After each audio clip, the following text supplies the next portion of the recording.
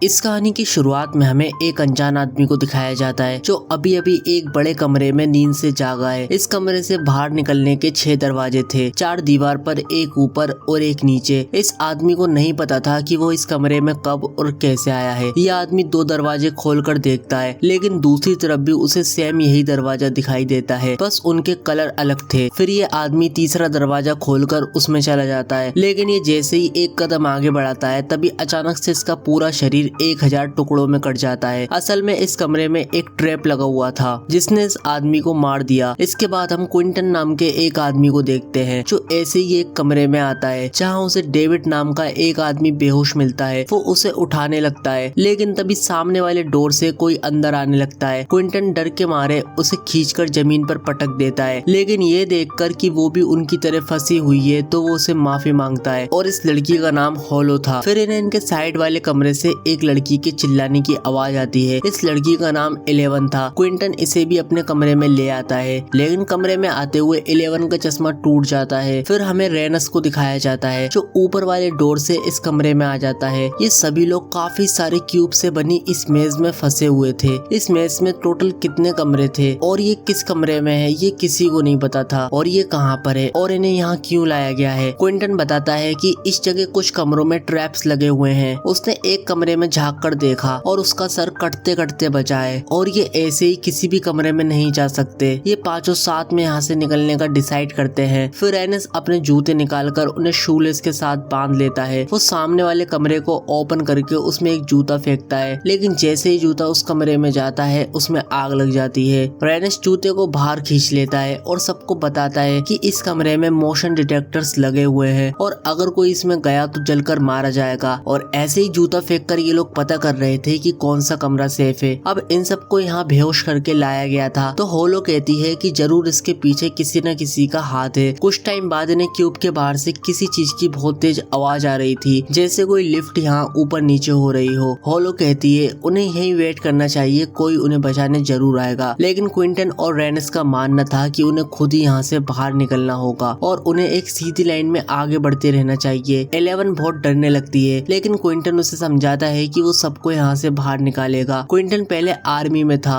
अब रेनस एक दूसरे कमरे में जूता फेंकता है और उसे कुछ नहीं होता, यानी ये रूम एकदम सेफ है। अब ऐसे ही ये लोग एक के बाद एक कमरे को पार करने लगते हैं। इसी बीच 11 नोटिस करती है कि हर कमरे के गेट पर कुछ नंबर्स लिखे हुए हैं और अगर ये रूम नंबर है तो इसमें लाखों रूम हो सकते हैं। हॉलो जो एक डॉक्टर थी वो बताती है कि वो यहाँ बिना खाना पानी के सिर्फ 3 दिन तक ही जिंदा रह सकते हैं। अब रेनस अगले कमरे में अपना जूता फेंकता है और वहाँ कुछ नहीं होता, लेकिन फिर रेनस सभी को आगे बढ़ने से मना कर देता है। रेनस कहता है कि इस कमरे में किसी केमिकल की खुशबू आ रही है और अगर हम इस कमरे में जाते हैं तो उस केमिकल की वजह से अपने सांस लेना बंद कर देंगे और मर जाएंगे। क्विंटन को रेनस पर शक होने लगता है कि रेनस को यहाँ के बारे में इतनी जानकारी कैसे है, तो रेनस बताता है कि वो एक एस्केप आर्टिस्ट है और वो अब तक 7 से भी ज्यादा काफी बड़ी बड़ी जेलों से भाग चुका है। रेनस कहता है उसे किसी की जान बचाने का शौक नहीं है, वो तो बस यहाँ इसलिए है क्योंकि उसे सबके जूते चाहिए। रेनस दूसरा कमरा चेक करके उसमें कूद जाता है, लेकिन ये कमरा भी ट्रैप था और अचानक से रेनस के चेहरे पर एसिड गिरने लगता है। क्विंटन रेनस को दोबारा पिछले वाले कमरे में ले आता है, लेकिन एसिड की वजह से रेनस का चेहरा बहुत ज्यादा जल जाता है जिससे उसकी डेथ हो जाती है। क्विंटन कहता है कि उस कमरे में भी कोई सेंसर लगा होगा जिसे रेनस ने मिस कर दिया। इसका मतलब ये लोग सिर्फ जूता फेंक कर डिसाइड नहीं कर सकते कि कौन सा कमरा सेफ है। क्विंटन सबसे उनके प्रोफेशन के बारे में पूछने लगता है, जैसे क्विंटन एक आर्मी ऑफिसर है, होलो एक डॉक्टर है, डेविड बताता है कि वो एक मामूली ऑफिस वर्कर है, 11 कहती है वो तो बस एक स्टूडेंट है। क्विंटन को लगने लगता है कि वो सब एक दूसरे की मदद करके यहाँ से बाहर निकल सकते हैं। फिर क्विंटन रूम का एक दरवाजा खोलता है और उस पे लिखे नंबर को 11 को दिखाता है और कहता है जरा इस ट्रैप के दरवाजे पर लिखे नंबर को देखो, हो सकता है इनमें कोई कोड छुपा हो। ये सुनकर जब 11 उस दरवाजे के नंबर पर गौर करती है तो उसे समझ आता है कि इन नंबर्स में एक प्राइम नंबर भी है। उसने बाकियों को बताया कि मुझे लगता है यहाँ जिस भी दरवाजे के नंबर्स में एक प्राइम नंबर है सिर्फ उन्हीं कमरों में ट्रैप्स लगे हैं, जैसे इस कमरे में 149 एक प्राइम नंबर है और इस कमरे में ट्रैप है, और जिस कमरे में एक भी प्राइम नंबर नहीं था उस कमरे में ट्रैप भी नहीं था। ये सुनकर सभी को उम्मीद होने लगती है कि वो यहाँ से बाहर निकल सकते हैं। 11 एक दूसरे कमरे को चेक करती है जिसमें एक भी प्राइम नंबर नहीं था। पहले तो वो इसमें एक जूता फेंक कर देखती है, फिर उसमें कूद जाती है और उस कमरे में सच में कोई ट्रैप नहीं था। फिर वो इसी तरह ट्रैप वाले कमरों को प्राइम नंबर से अवॉइड करते हुए आगे बढ़ रहे थे। आगे चलकर उन्हें एक ऐसा रूम मिलता है जिसके सभी दरवाजों पर प्राइम नंबर थे। बस अब छत वाला दरवाजा ही देखना बाकी था। क्विंटन ने जैसे ही ऊपर चढ़कर छत का दरवाजा खोला तभी एक लड़का ऊपर से नीचे आकर गिरता है। उस लड़के का नाम केजन था। केजन दिमाग से पागल था। केजन काफी ज्यादा डरा हुआ था और लगातार दीवार पे अपना सिर पीटता जा रहा था। फिर वो लोग उसे भी अपने साथ लेकर आगे बढ़ने लगते हैं। उन्हें पूरा यकीन था कि वो जल्दी वहाँ से बाहर निकल जाएंगे। फिर आगे चलकर ये एक दरवाजे पर पहुंचे और डेविड ने चेक करके बताया कि इस गेट पर एक भी प्राइम नंबर नहीं है। इसका मतलब है कि ये कमरा एकदम सेफ है। क्विंटन उस रूम में चला जाता है लेकिन उसे एहसास होता है कि वो पतले तारों से बने ट्रैप में फंस चुका है जो धीरे धीरे उसकी तरफ बढ़ रहे थे। क्विंटन जान बचाने के लिए वहाँ से कूद जाता है लेकिन उसके पैर में चोट लग जाती है। वो दर्द से चिल्लाते हुए पहले वाले कमरे में आ जाता है। क्विंटन को डेविड पर शक होने लगता है क्योंकि उसी ने उस कमरे के नंबर को चेक करके सेफ बताया था। 11 भी उसके साथ देते हुए कहती है हाँ उस दरवाजे पर एक भी प्राइम नंबर नहीं था। लेकिन क्विंटन को लग रहा था कि उन्होंने जानबूझकर उसे उस कमरे में भेजा ताकि वो मर जाए। लेकिन उनका प्राइम नंबर का फॉर्मूला फेल हो चुका था और सारे लोग अब नया तरीका ढूंढ रहे थे ताकि वो यहाँ से बाहर निकल सके। लेकिन डेविड उन पे हंस रहा था और क्विंटन और डेविड में बहस शुरू हो जाती है। बहस में डेविड कह देता है कि वो जानता है कि यहाँ से निकलने का कोई रास्ता नहीं है, जिससे सारे लोगों को डेविड पर शक होने लगता है। उन्हें लगने लगा कि डेविड उनसे कुछ छुपा रहा है। सबके पूछने पर डेविड ने बताया कि ये इलाका एक बड़ा क्यूब है और इसमें रूबिक्स क्यूब की तरह छोटे छोटे बहुत सारे कमरे हैं। हम उन्हीं में से एक कमरे में मौजूद हैं। ये सुनकर होलो कहती है कि आखिर तुम हो कौन और इस जगह के बारे में इतना सब कुछ कैसे जानते हो, जिस पे डेविड जवाब देते हुए कहता है कि उसने इस पूरी जगह को डिजाइन किया है लेकिन वो यहाँ के रूम पर लिखे हुए नंबर्स के बारे में कुछ नहीं जानता है। डेविड कहता है कि उसे कुछ अनजान लोगों की कॉल आई थी जिन्होंने इसे इस क्यूब को डिजाइन करने का काम दिया था और उन्होंने डेविड को इस काम के बदले काफी सारे पैसे दिए थे, इसलिए वो बिना किसी सवाल के उनका ये काम कर देता है। क्विंटन कहता है कि तुम उन लोगों को जानते ही होंगे जिन्होंने हमें यहाँ भेजा है और उनका इन सब के पीछे का क्या मकसद है, जिस पे डेविड कहता है कि उसे इसके बारे में कुछ नहीं पता। फिर 11 डेविड से पूछती है कि ये जगह कितनी बड़ी है, जिस पे डेविड कहता है कि ये जगह 434 स्क्वायर फीट में बनी हुई है और इस क्यूब के आखिरी कमरे और बाहर की दुनिया के बीच एक कमरे का गैप है। जिस पे 11 कहती है यहाँ से बाहर निकलने का कोई तो दरवाजा होगा, जिस पे डेविड कहता है कि हाँ यहाँ से बाहर निकलने का सिर्फ एक ही दरवाजा है लेकिन वो कहाँ है उसे भी नहीं पता। डेविड की दी हुई जानकारी से 11 कुछ कैलकुलेशन करती है और बताती है इस क्यूब में टोटल 17,576 कमरे हैं। ये सुनकर सभी बहुत ज्यादा डर जाते हैं क्योंकि उन्हें नहीं पता था कि वो अभी किस कमरे में है। लेकिन तभी 11 के दिमाग में एक बात आती है और उसे ध्यान आता है कि यहाँ के हर कमरे पे जो नंबर लिखे हैं अगर उनके कोऑर्डिनेट्स निकाले जाएं तो उन्हें उस कमरे की पोजीशन पता चल सकती है। फिर कैलकुलेशन करके 11 पता लगाती है कि सिर्फ 7 कमरे आगे ही इस जगह से निकलने का गेट है। ये सुनकर सभी आखिरी कमरे की तरफ बढ़ने लगते हैं और वो ट्रैप्स का पता लगाने के लिए पहले की तरह जूतों का इस्तेमाल कर रहे थे। आगे चलकर 11 को एक ऐसा कमरा मिलता है जिसके कोऑर्डिनेट्स के अकॉर्डिंग ये क्यूब का आखिरी कमरा था। लेकिन 11 ये देखकर उलझन में फंस जाती है क्योंकि उसके अकॉर्डिंग इस लाइन में सिर्फ 26 कमरे होने चाहिए थे, लेकिन ये 27वां कमरा यहाँ कैसे आ गया। 11 सोच में पड़ जाती है लेकिन वो बिना रुके आगे बढ़ जाते हैं और वो क्यूब के आखिरी कमरे से सिर्फ एक कमरा पीछे थे। लेकिन उन्हें वहाँ पता चलता है कि आखिरी कमरे तक पहुँचने के लिए एक भी कमरा सेफ नहीं था। सभी कमरों में ट्रैप्स लगे हुए थे, जिसपे क्विंटन कहता है कि हम बाकी कमरों के ट्रैप से तो नहीं बच सकते लेकिन हमारे नीचे जो कमरा है इसमें साउंड एक्टिवेट ट्रैप लगा है। अगर हम बिना शोर किए यहाँ से बाहर निकल जाते हैं तो सबकी जान बच सकती है। सारे क्विंटन के इस प्लान को फॉलो करते हैं लेकिन तभी केजन पागलों की तरह शोर मचाने लगता है। उसकी आवाज से उस कमरे की दीवार से धारदार शरीर बाहर निकलते हैं। ये देखकर क्विंटन कहता है कि हम केजन को अपने साथ लेके नहीं जा सकते, लेकिन होलो और डेविड उसे वहाँ ऐसे छोड़कर नहीं जाना चाहते थे। वो क्विंटन को भरोसा दिलाते हैं कि वो शोर नहीं मचाएगा और फिर सभी एक एक करके आगे बढ़ने लगते हैं और सब एक एक करके उस ट्रैप को पार कर लेते हैं। लेकिन जब क्विंटन उस ट्रैप को पार कर रहा था तो केजन पागलपन में शोर मचा देता है और उस कमरे में लगे हुए काफी सारे सरिये बाहर निकलने लगते हैं। लेकिन तभी क्विंटन अपनी जान बचाने के लिए कमरे में कूद जाता है और उसकी जान बच जाती है। अब क्विंटन केजन को मारने लगता है लेकिन होलो उसे बचाने आती है और वो उसे ही एक थप्पड़ मार देता है। इसके बाद क्विंटन शांत हो जाता है और सब कमरे का आखिरी दरवाजा खोलते हैं, लेकिन वहाँ उन्हें बाहर निकलने का रास्ता नहीं मिलता, बल्कि थोड़ी दूर पे मौजूद आउटर शेल की दीवार नजर आती है। उस आउटर शेल और क्यूब के बीच एक बड़ा गैप था और नीचे घेरी खाई थी। ये देखकर सारे यहाँ से बाहर निकलने की उम्मीद खो देते हैं, लेकिन तभी क्विंटन कहता है कि हमें बाहर जाकर देखना चाहिए, क्या पता हमें यहाँ से बाहर निकलने का रास्ता मिल जाए। फिर वो कपड़ों की मदद से एक लंबी रस्सी बनाते हैं और होलो जो उनमें सबसे हल्की थी उसे बाहर भेजते हैं, ये देखने के लिए कि यहाँ से बाहर निकलने का रास्ता है भी या नहीं। तभी क्यूब में किसी भारी चीज के सरकने की आवाज आती है और वो कमरा हिलने लगता है और उनसे होलो की रस्सी छूट जाती है और होलो नीचे गिरने लगती है। लेकिन लास्ट मोमेंट पे क्विंटन होलो की रस्सी पकड़ लेता है, सब उसे ऊपर खींच लेते हैं, लेकिन फिर क्विंटन को उस चाटे की याद आ जाती है जिसे होलो ने उसे मारा था। फिर क्विंटन उसका हाथ छोड़ देता है जिससे वो नीचे गिर जाती है और वो सबसे झूठ कह देता है कि उससे होलो का हाथ छूट गया। ये सुनकर सब निराश होते हैं और उनके पास अब ट्रैप का पता लगाने के लिए सिर्फ एक ही जूता बचा था, इसलिए क्विंटन 11 पे ट्रैप वाले कमरों के नंबर्स को पहचानने का दबाव बनाने लगता है। लेकिन डेविड कहता है हम बहुत थक चुके हैं, हमें कुछ देर आराम कर लेना चाहिए। और जब सब सो जाते हैं तो क्विंटन जूता और 11 को अपने साथ दूसरे कमरे में ले आता है और उससे कहता है कि हमें आगे अकेले ही बढ़ना चाहिए और डेविड और केजन को यहीं छोड़ देना चाहिए। लेकिन 11 ये करने से मना कर देती है। फिर डेविड और केजन भी वहाँ आ जाते हैं और डेविड और क्विंटन में लड़ाई हो जाती है। क्विंटन डेविड को जूते से बहुत मारता है और उसे नीचे वाले कमरे में फेंक देता है, लेकिन डेविड अचानक जोर जोर से हंसने लगता है क्योंकि उसके सामने एक लाश पड़ी थी और वो लाश रेनिस की थी। ये देखकर सब बहुत ज्यादा परेशान हो जाते हैं। इसका मतलब था वो लौट फेर कर दोबारा उसी कमरे में आ गए थे जहाँ रेनिस की डेथ हुई थी। ये देखकर क्विंटन वहाँ से बाहर निकलने की सारी उम्मीद छोड़ देता है,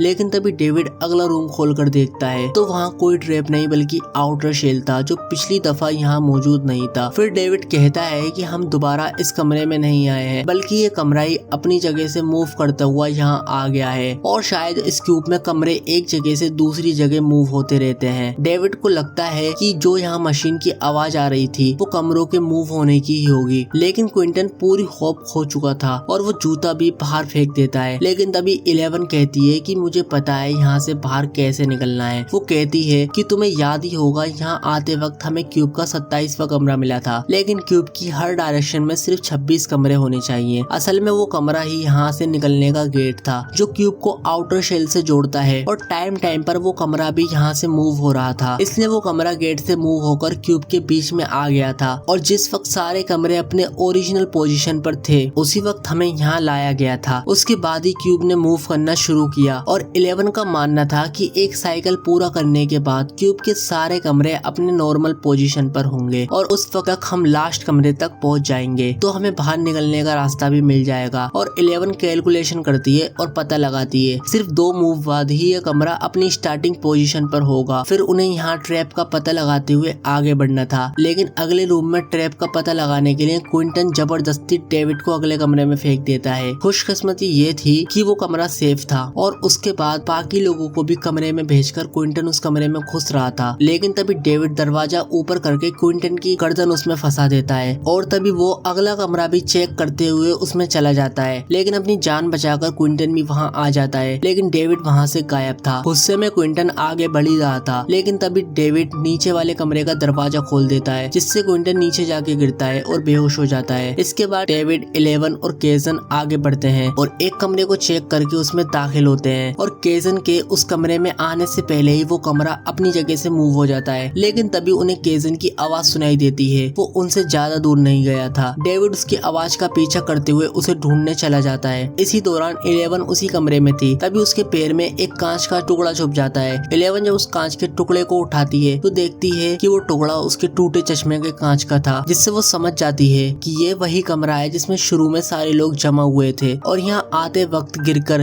11 का चश्मा टूट गया था। और उसे पता चलता है कि उसी कमरे का अगला मूव उसे ब्रिज तक ले जाएगा। और तभी डेविड भी केजन को ढूंढ लेता है और दोनों वापस वहाँ आ जाते हैं। अगले ही पल वो कमरा तेजी से मूव होकर नीचे की ओर आ जाता है। 11 जब कमरे का दरवाजा खोलती है तो अगला कमरा आउटर शेल से कनेक्ट था, यानी यही बाहर निकलने का रास्ता था। वो आगे बढ़कर जब गेट खोलते हैं तो एक तेज रोशनी उनकी तरफ आती है। वो रोशनी बाहर से आ रही थी। ये देखकर वो बहुत खुश होते हैं, लेकिन तभी क्विंटन 11 को मार देता है और वो उसके बाद डेविड को भी मार देता है। ये देखकर केजन कमरे से बाहर चला जाता है और वो कमरा अपनी जगह से मूव हो जाता है। क्विंटन वहाँ से निकलने की कोशिश करता है लेकिन केजन उसे पकड़ लेता है और उसका शरीर बीच में से कटकर नीचे गिर जाता है और डेविड और 11 की भी डेथ हो जाती है और बस केजन ही यहाँ से जिंदा बाहर निकलता है और हमारी कहानी यहीं पर खत्म हो जाती है। ऐसी और वीडियोस को देखने के लिए चैनल को सब्सक्राइब करके वीडियो को लाइक करना ना भूलें।